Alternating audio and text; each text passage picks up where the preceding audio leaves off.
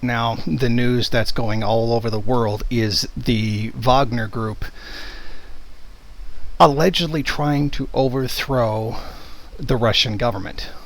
And I think it's important that we keep uh, just one thing straight here.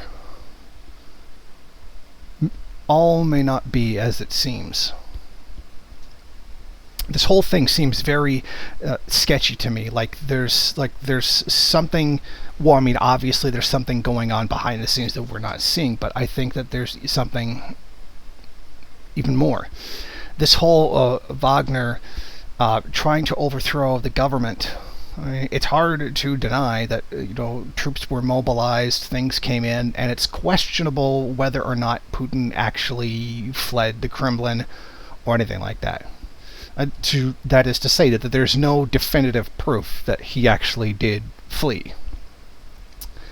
Now, this all comes as the Wagner group and Prigo have said and made accusations against the Russian government in the past, or particularly Putin, and has complained about various things and said they're going to give up, they're going to turn away, they're not going to do anything, and they're just going to hand over everything to Ukraine if they don't get what they want, etc. And so far, every time, that has turned out to be a ruse.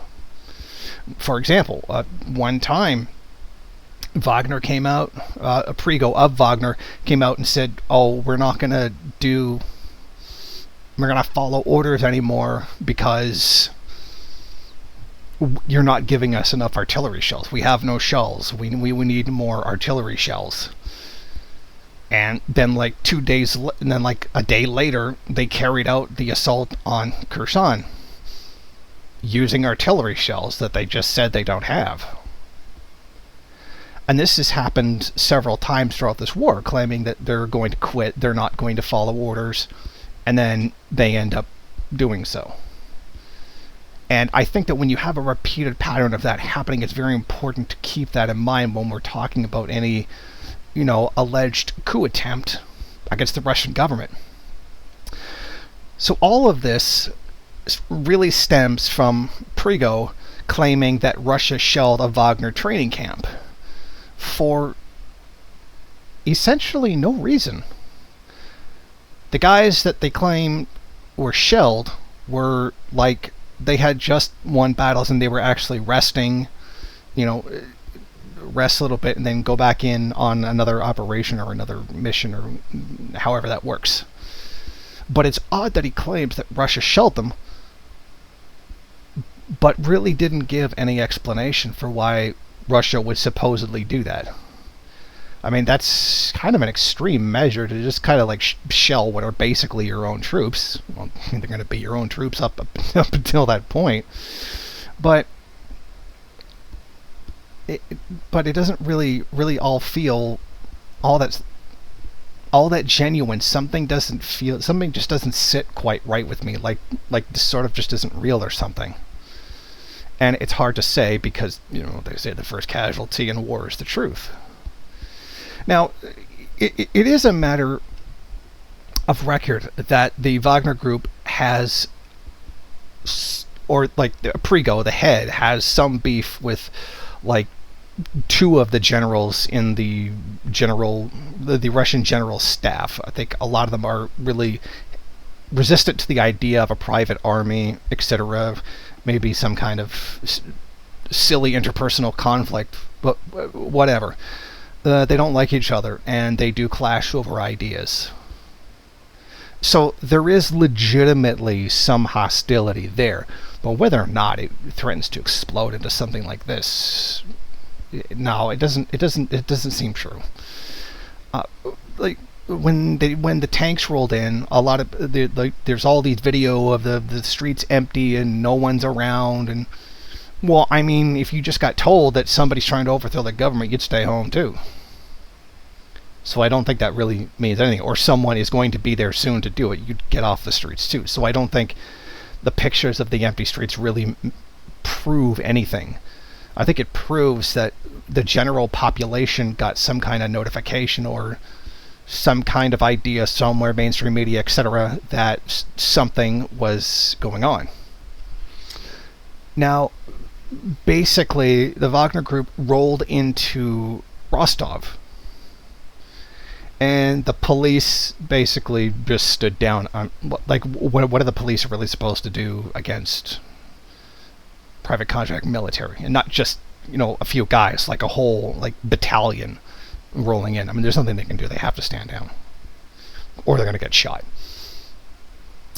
So they end up occupying the place, and then someone from the army comes over, starts talking to them, and then they start up a dialogue.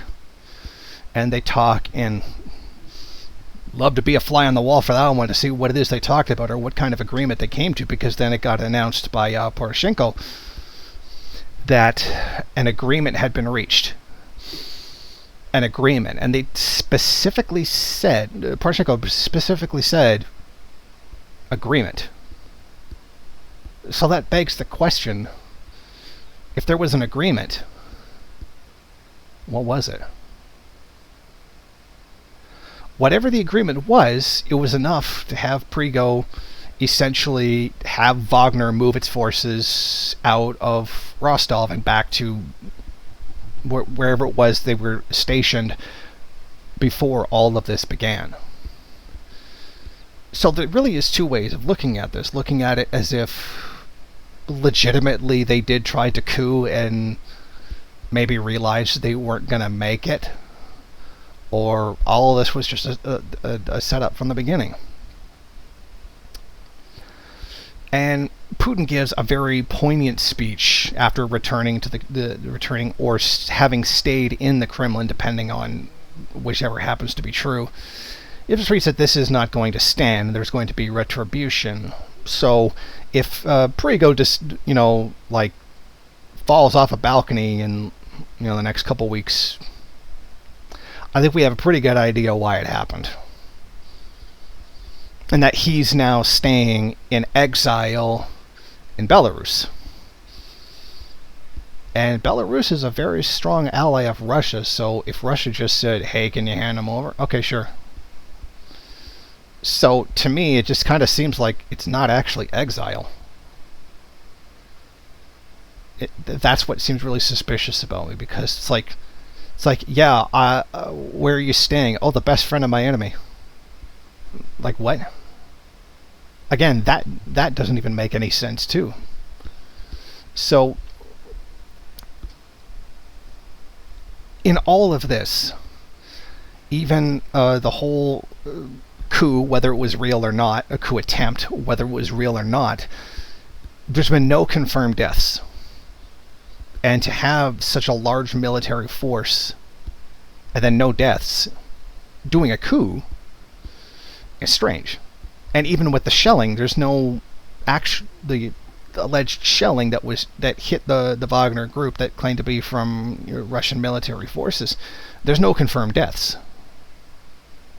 So that makes all of this very suspicious. And I, for one, I'm leaning more towards this isn't a legitimate coup attempt. This might have been planned, but I'm not leaning very heavily towards that side.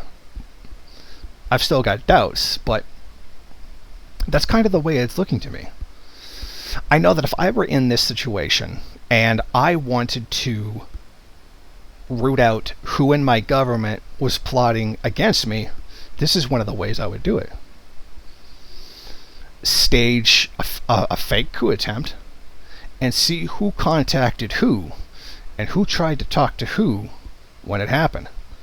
So Prigo could have been waiting for calls from certain generals or certain high-ranking politicians within Russia to essentially come to his side to try to cut a deal or for political support, etc.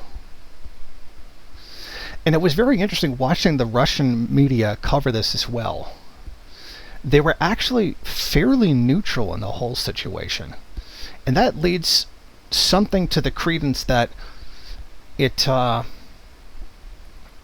might have been real, They were trying to, just play it right down the middle and just wait to see who it is that ends up winning, and then they know who to bow to afterwards.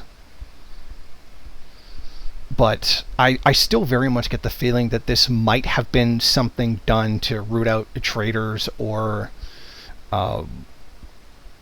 high-level political dissent within the government, and I think it is there.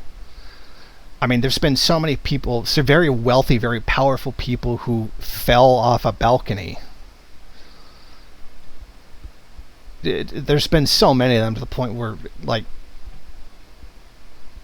1 is an anomaly, 2 is a coincidence, 3 is a pattern.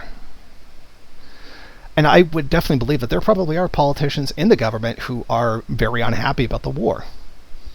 Not that they think they're losing, but they don't think it's the right move to make. And there's always going to be some dissension somewhere. So I think this whole alleged coup was done in a very shadow-like manner, a very shadowy way, which makes it all seem very strange. It like something just isn't right here about this. And I think that may be the point here, to create a confusing situation, to maybe deliberately confuse people on all sides. But I think this really is a situation where, unfortunately, we're going to have to sit back and wait and see what happens. And that's where we are right now. Putin has promised that this will not stand. There's going to be some kind of retribution. I mean, he wouldn't be saying that unless... If he says there's going to be a retribution and there isn't retribution, then there's something very strange going on here. But then again, we already know there's something very strange going on here. Thank you for watching. If you like this program, then please head over to my Patreon page and set up a monthly donation. It's your donations that keep this program running. Also, if you would like, please rate, comment, subscribe, and share in various social media.